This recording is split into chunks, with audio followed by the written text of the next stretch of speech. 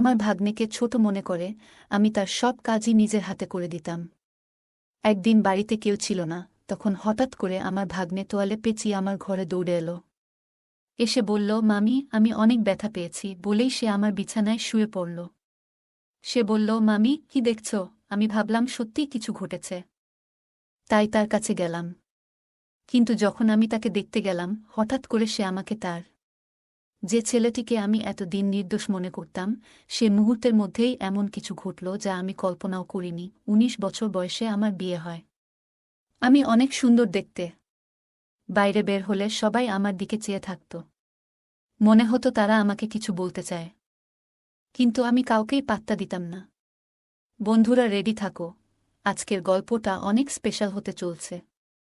দয়া করে গল্পগুলো ভালো লাগলে ভিডিওটি লাইক, শেয়ার এবং চ্যানেলটি সাবস্ক্রাইব করো প্লিজ। আমার বিয়ে হয়েছিল আমার থেকে অনেক বড় একজন মানুষের সাথে। যখন আমার বয়স ছিল ১৯ বছর, তখন আমার স্বামীর বয়স ছিল ৩৫ বছর। আমার পক্ষে এত বড় বয়স্ক স্বামীকে পছন্দ করা খুবই কঠিন ছিল। তাকে দেখলেই আমার রাগ হতো এবং ধৈর্যের বাঁধ ভেঙে যেত। আমি দেখতে বেশ সুন্দরী ছিলাম, আর আমার স্বামী আমার সৌন্দর্য দেখে সবসময় খুশি হতেন। কিন্তু আমি তাকে কখনো আমার কাছে আসতে দিতাম না, এমনকি একই বিছানায়ও শুতে দিতাম না। ধীরে ধীরে আমার মধ্যেও জীবনে একজন মানুষের প্রয়োজন অনুভূত হতে লাগল, কিন্তু কোনোভাবেই আমি আমার সেই বয়স্ক স্বামীর কাছাকাছি যেতে পারতাম না। আমার একাকী জীবন কাটছিল। এমন সময়ে হঠাৎ করে আমার নন্দের ছেলে, অর্থাৎ আমার ভাগ্নে আমাদের বাড়িতে এলো। তার নাম ছিল কুনাল। আমি কুনালকে প্রথমবারের মতো দেখছিলাম, কারণ সে আমাদের বিয়েতেও আসতে পারেনি। সেই সময়ে সে হোস্টেলে ছিল এবং তার পরীক্ষা চলছিল। বাড়িতে আসার পর কুনাল পরিবারের সবার সাথে কুশল বিনিময় করছিল। তারপর সে আমাকে আলিঙ্গন করল, যা দেখে আমার স্বামী একটু বিরক্ত হয়ে উঠল। পরিস্থিতি স্বাভাবিক করতে আমি কুনালকে জিজ্ঞাসা করলাম, কুনাল, হঠাৎ করে বাড়িতে আসার সুযোগ কিভাবে পেলি? এই প্রশ্ন করার পরই আমার শাশুড়ি মা রেগে গিয়ে বললেন, তুমি কে জানতে চাওয়ার? আমার মেয়ের ছেলে এখানে আসতে পারবে না। আমি বিনয়ের সাথে বললাম, না মা, আমার ওভাবে বলার মানে ছিল না। আমি শুধু বলতে চেয়েছিলাম, কুনাল আমাদের বিয়েতে আসেনি তো হঠাৎ আজ এলো কেন? কুনাল মুচকি হেসে বলল, নানি, মামি তো শুধু প্রশ্ন করেছেন, রাগ করবেন না। আমার তখন ফাইনাল পরীক্ষা চলছিল, তাই বিয়েতে আসতে পারিনি। তবে এখন আমি এসেছি, আর মামি থেকে অনেক আদর নিয়ে তবেই ফিরব। যখন মন ভরে যাবে তখনই ফিরে যাব। এই কথা শুনে সবাই হেসে উঠল। আমি কুনালের থাকার বিষয়টা জানতে চাইনি, শুধু মজা করে একটা প্রশ্ন করেছিলাম। কিন্তু শাশুড়ি মা রেগে গেলেন, তাই আর কিছু বলার সাহস পেলাম না। কিছুক্ষণ পর কুনাল ফ্রেশ হয়ে এলে শাশুড়ি মা আমাকে তার জন্য নাস্তা আনতে বললেন। নাস্তা নিয়ে যাচ্ছিলাম, হঠাৎ পা পিছলে প্লেট কুনালের উপর পড়ে গেল। নাস্তা তার পোশাকে পড়ায় শাশুড়িমা চিৎকার করে বললেন, তাড়াতাড়ি তার পোশাক পরিষ্কার করো। তখন স্বামী বাড়িতে ছিলেন না, আমার স্বামী তখন বাজারের কাজে বাইরে গিয়েছিলেন। শাশুড়ি মায়ের বকুনি শুনে আমি ঘাবড়ে গিয়ে রান্নাঘর থেকে একটি কাপড় আনতে গেলাম। কাপড় পরিষ্কার করার আগে আবার জিজ্ঞাসা করলাম, মা, সত্যিই কি আমাকে কুনালের জামা পরিষ্কার করতে হবে? উত্তরে শাশুড়ি মা রেগে বললেন, আর কে করবে? ভুলটা তুমি করেছ, তাই তোমাকেই ঠিক করতে হবে। পুরো ব্যাপারটায় কুনাল চুপ ছিল, নিজের জামা পরিষ্কার করার চেষ্টা করেনি। জামা পরিষ্কার করতে গিয়ে আমি একটু অস্বস্তি বোধ করছিলাম। কুনাল নিজেই পরিষ্কার করতে পারত, কিন্তু সে দাঁড়িয়ে আমাকে কাজটা করতে বলল। আমার সংকোচ হচ্ছিল, আর সে মিষ্টি চোখে তাকিয়ে বলল, মামি, এখানে এভাবে পরিষ্কার করুন। ধীরে ধীরে নির্দেশনা দিল কিভাবে করতে হবে। ঠিক তখনই আমার স্বামী ফিরে এলেন এবং আমাকে এই কাজ করতে দেখে রেগে বললেন, তুমি এটা কেন করছ? তখন আমি তাকে সব খুলে বললাম, আমি ইচ্ছা করে এটা করছি না, শাশুড়ি মায়ের নির্দেশেই করছি। আমার স্বামীর নাম রাজু। তিনি শাশুড়ি মায়ের দিকে তাকিয়ে বললেন, মা, কুনাল এখন নিজেই, সে আর ছোট্টি নেই যে আমার স্ত্রীর সাথে এভাবে কাজ করানো হবে। যা হয়েছে তা ছিল একটা দুর্ঘটনা। ভবিষ্যতে এমন কোনো কাজ করার চেষ্টা করো না যা একজন পুরুষের কাজ। এই বলে রাজু আমার হাত থেকে কাপড়টা সরিয়ে নিয়ে চলে গেলেন। তিনি যে বাজারের জিনিসপত্র নিয়ে এসেছিলেন তা পাশে রেখেই বেরিয়ে গেলেন। এরপর আমি সেই জিনিসপত্র নিয়ে রান্নাঘরে চলে গেলাম। কুনাল ও আমার পিছু পিছু এলো। নল থেকে হাত ধোয়ার সময়ে সে আস্তে আস্তে কিছু বলছিল, যেন তার মনের মধ্যে কিছু ভারী কষ্ট জমে আছে। আমি শুনলাম সে বলছিল, এখান থেকে চলে যাব। আমি অবাক হয়ে বললাম, কুনাল, তুমি তো মাত্র কয়েক ঘন্টা আগে এখানে এসেছ। এত তাড়াতাড়ি চলে যাওয়ার কথা ভাবছ কেন? তখন কুনাল বলল, আমি তো বাইরের মানুষ, তাই হয়তো এখানে থাকার কোনো মানেই নেই। মামিও আমাকে হয়তো বাইরের লোক মনে করেন। মায়ের স্নেহ পেতে এসেছিলাম, কিন্তু হয়তো আমার ভাগ্যে তা নেই। এই কথা বলে সে চলে যেতে চাইল। আমি তখন হঠাৎ করেই তার হাত ধরে ফেললাম। হাতটা একটু জোরে টেনে ফেলায় সে আমার একেবারে কাছে চলে এলো। তখন আমি দ্রুত তাকে সরিয়ে দিয়ে বললাম, দুঃখিত, আমি ভুল করে ফেলেছি কুনাল, আমি ভুল করে তোমাকে টেনে এনেছিলাম। বলার পর আমি তাকে বোঝানোর চেষ্টা করলাম, কুনাল, রাজুর কথাগুলোকে মন থেকে নিও না। আসলে আমি আমার স্বামীকে তেমন গুরুত্ব দিই না। সে শুধুমাত্র সম্পত্তির জন্য আমার পেছনে ঘুরে বেড়ায়। তোমার পোশাকে কিছু পড়লেও আমি পরিষ্কার করতাম, যেমনটা তোমার জামাকাপড় পরিষ্কার করেছি। যদি সত্যিই আমার কাছ থেকে আদর স্নেহ পেতে চাও, তবে এখানেই থাকো। না হলে রাজুর কথাগুলো মনে রেখে চলে যেতে পারো। এরপর বললাম, দেখো এখন কি করবে? আমার কথা শুনে কুনাল বলল, মামি, সত্যি বলতে আপনার কথাগুলো শুনে আমার সব রাগ গলে গেল। এখন শুধুমাত্র আপনার জন্যই এখানে থাকব। আপনি যদি বলেন তবে এখন থেকে আমি আপনারই। বলেই সে আমাকে আলিঙ্গন করল। কুনালের এমন ছোট ছোট কথাগুলো আমার মনে প্রভাব ফেলছিল। চোখের পলকেই 5 দিন কেটে গেল। এই কদিনে কুনাল বাড়ির একজন সদস্য হয়ে উঠেছিল। প্রতিদিন সকালে আমার স্বামী তাকে দোকানে নিয়ে যেতেন। রাজুর একটি ছোট দোকান ছিল, আর কুনালকে একঘেয়েমি থেকে বাঁচাতে তাকে সঙ্গ নিতেন। কুনাল আসার পর বাড়ির কাজের চাপ বেড়ে গেল। শাশুড়ি মা সারাদিন মন্দিরে থাকায় বাড়ির কাজে সহায়তা করতেন না, আর স্বামীর আয়ও ছিল কম, তাই কাজের লোক রাখা সম্ভব ছিল না। একদিন আমি রাজুকে বললাম, রাজু, এত কাজ আর পারছি না। বাড়িতে এখন আরও একজন সদস্য, কিন্তু শাশুড়ি মা কোনো সাহায্য করছেন না। আমাদের কথোপকথন শাশুড়ি মা শুনে ফেললেন। রেগে ঘরে ঢুকে বললেন, এই বয়সে তুমি আমার কাছ থেকে কাজ করাতে চাও? আর স্বামীর কানেও কথা ঢালছ? এরপর তর্ক শুরু হল। রাজু এসে বলল, দুজনেই চুপ করো। মা আর আগের মতো কাজ করতে পারেন না, আর আমি কাজের লোক রাখতে পারব না। যার জন্য বাড়ির কাজ বেড়েছে। সেই সাহায্য করবে। তারপর রাজু কুনালের দিকে তাকিয়ে বলল, কুনাল, তুমি দোকানে যাবে না, বাড়িতে থেকে মামির কাজে সাহায্য করবে। স্বামী তার দায়িত্ব থেকে মুক্তি পেতে নিজের ছোট ভাইপোকে আমার সাথে বাড়িতে একা রাখার সিদ্ধান্ত নিয়েছিল। আমি কিছু না বলেই তার এই সিদ্ধান্ত মেনে নিলাম। পরের দিন থেকে কুনাল বাড়িতে থেকে আমার সাথে কাজ করা শুরু করল। সকালে ঘরের কাজের সময় সে আমাকে সাহায্য করত। নাশতার পর শাশুড়ি মা মন্দিরে চলে যেতেন আর রাজু দোকানে বেরিয়ে যেতেন। তাদের যাওয়ার পর আমি নাশতা করতাম এবং কুনাল আমার সাথে বসে খেত। কুনালের কিছু আচরণ আস্তে আস্তে আমার নজরে আসতে শুরু করেছিল। যখন শাশুড়ি মা ও রাজু বাড়িতে থাকতেন, তখন সে দূরত্ব বজায় রেখে কাজ করত। কিন্তু যেই তারা বেরিয়ে যেতেন, কুনাল আমার অনেক কাছাকাছি চলে আসত। তবে ভালো দিক ছিল যে শাশুড়ি মা যে কোনো সময় বাড়ি ফিরে আসতেন, আর এই ভয়ে কুনাল কিছুটা সতর্ক থাকত। সকালের দিকে যখন শাশুড়ি মা ও রাজু বাইরে যেতেন, তখন কুনাল মাঝে মাঝে আমার কাছে তার ব্যক্তিগত কাজের জন্য বলত।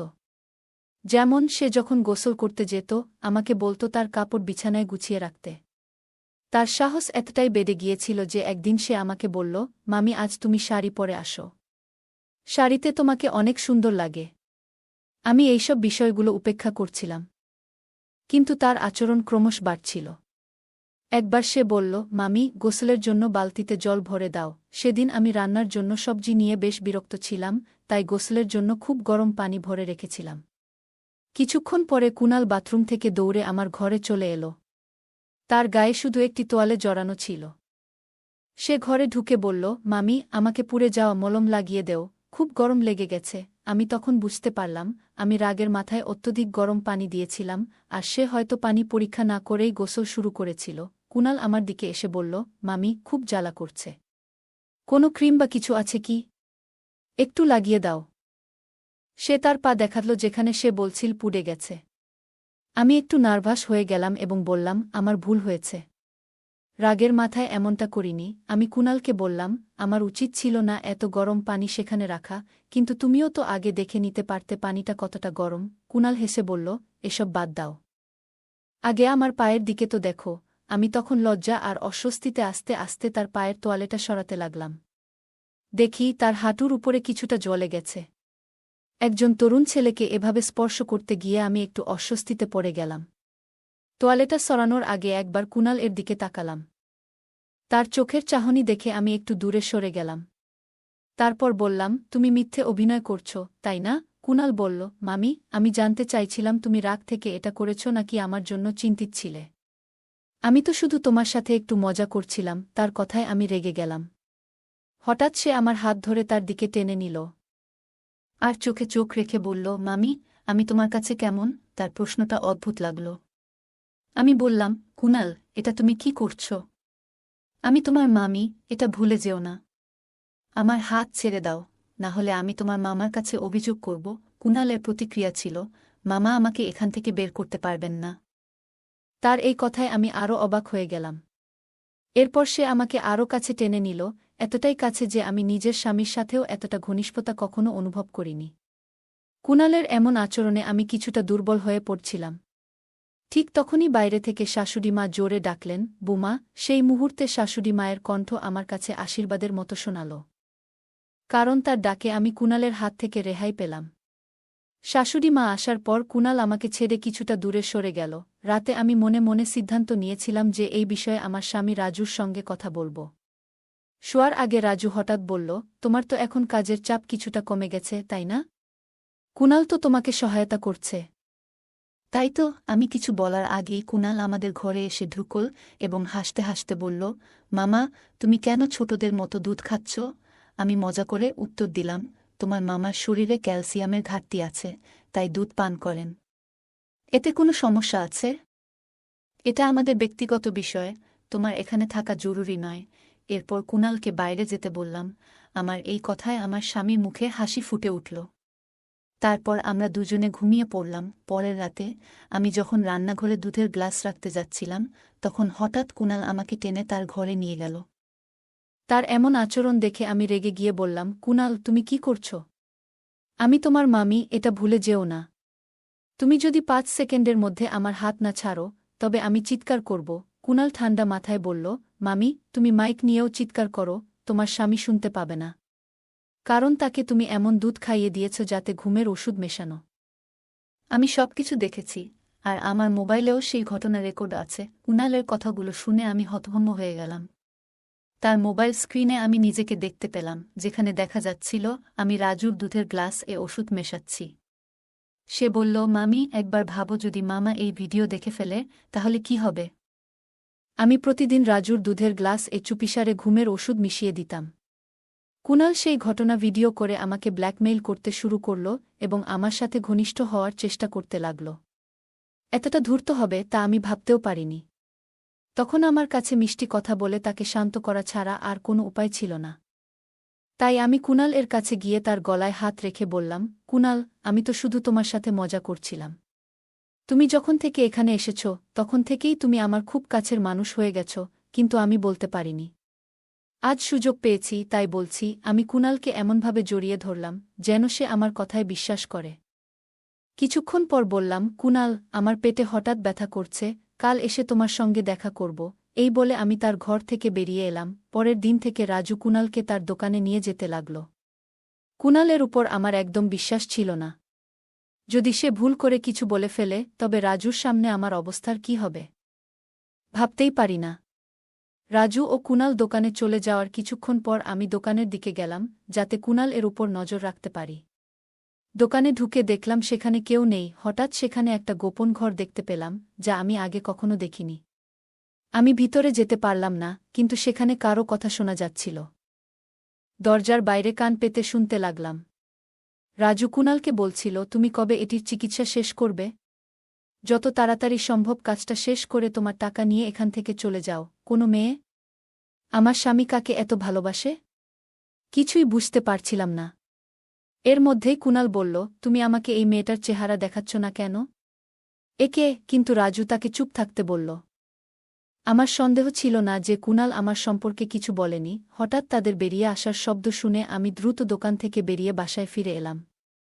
তারপর ঠিক করলাম, আজ রাতে রাজুকে ঘুমের ওষুধ না দিয়ে কুনাল এর ঘরে যাব এবং কুনাল এর বিরুদ্ধে মিথ্যে অভিযোগ তুলে রাজুর সামনে তাকে একেবারে ফাঁসিয়ে দেব, যাতে সে কুনালকে চিরদিনের জন্য বাড়ি থেকে বের করে দেয়। সন্ধ্যায় যখন রাজু বাড়ি ফিরল, আমি তাকে শাশুড়ির ঘরে যেতে দেখলাম। তার মুখে চিন্তার ছাপ ছিল। সে ঘরে ঢোকার পর আমি দরজার পাশে কান পেতে দাঁড়ালাম। রাজু শাশুড়িকে বলছিল, মা, তুমি সারাদিন এত ফোন কেন করছিলে? এমন কি ঘটেছে? শাশুড়ি বললেন, এটা ভূমিকম্পের মতোই বড় একটা ঘটনা। তোমার বিয়ের 1 মাস হতে চলল, এখনও কোনো সুখবর পাওয়া যাচ্ছে না। তুমি কি ঠিক আছো নাকি? সন্ধ্যার পর শাশুড়ি আমাকে কিছু বলতে যাচ্ছিলেন, হঠাৎ পেছন থেকে কুণাল ডেকে উঠল, মামি। কুণালের কথা শুনে শাশুড়ি চুপ হয়ে গেলেন। তার মনে হয়েছিল যে আমি বাইরে আছি। আমি তার কথার প্রতিক্রিয়া না দেখিয়ে সরাসরি রান্নাঘরের দিকে চলে গেলাম। রাতে পরিকল্পনা মতো যখন রাজু ঘুমিয়ে পড়ল, আমি কুণালের ঘরের দিকে গেলাম। কাছে গিয়ে তাকে আলিঙ্গন করলাম এবং বললাম, কুণাল, আমি আমার প্রতিশ্রুতি রেখেছি, এখন আমি শুধুই তোমার। কুণাল আমার কাছে আসতেই আমি হঠাৎ তার হাত ধরলাম এবং চিৎকার করে উঠলাম, বাঁচাও, বাঁচাও। আমার চিৎকার শুনে রাজু দৌড়ে ঘরে এলো। তখন আমি রাজুকে বললাম, তোমার ভাগ্নে আমার উপর জোর করার চেষ্টা করেছে, ওকে বাড়ি থেকে বের করে দাও। রাজু আমার দিকে রাগান্বিত হয়ে চড় মারল এবং বলল, কুণাল আমাকে সবকিছু দুপুরেই বলে দিয়েছিল। আমি জানতাম তুমি আমাকে ঘুমের ওষুধ খাওয়াচ্ছিলে। এখন কুণাল আর আমি দুজনেই তোমাকে শাস্তি দেব। ঠিক সেই মুহূর্তে বাহিরে পুলিশের গাড়ির আওয়াজ শুনতে পেলাম। পুলিশ কয়েক মিনিটের মধ্যে ঘরে ঢুকল। আসলে আমি অনেক আগেই সন্দেহ করেছিলাম কুণালের উপর। সেই সন্ধ্যায় শাশুড়ি আর রাজুর কথাবার্তা শুনে আরও সন্দেহ বেড়ে গিয়েছিল।